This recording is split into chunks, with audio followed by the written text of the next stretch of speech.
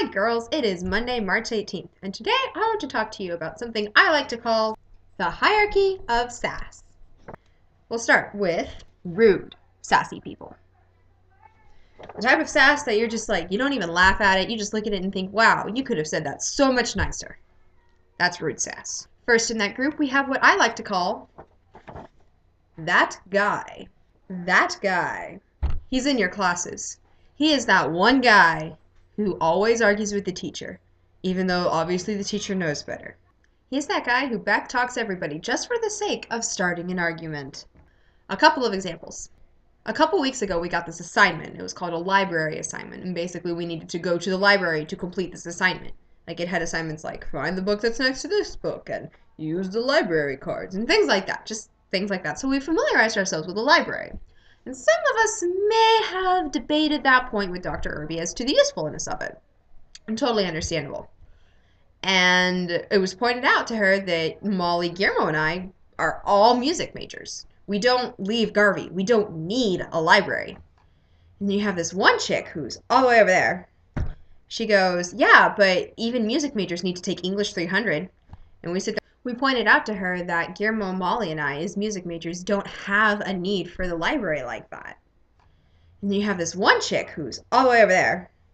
She goes, yeah, but even music majors need to take English 300.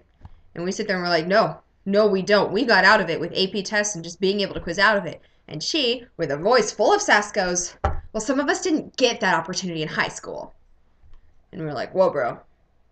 Whoa. We understand you didn't get those opportunities in high school. We understand that you might be a little bit bitter about it, but you don't need to give us that much sass over it, because the fact remains we do not have to take English, and that has absolutely nothing to do with you. That guy, who actually happens to be that girl, but we still call her that guy, even though she's a feminine lady person.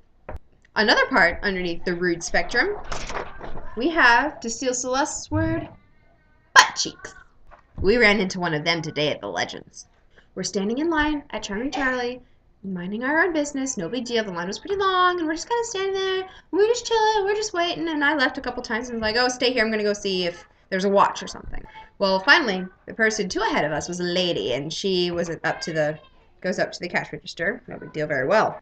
And she starts answering the questions. And then the guy who was behind her goes up and stands right next to her and starts talking and asking, well, why do you have to ask all those questions about her? Because when you go shopping at Charming Charlie, they ask you, for your address and your phone number and just things like that so they can contact you and get you sales and stuff like that. But he goes up and he asks why do you have to ask all those questions?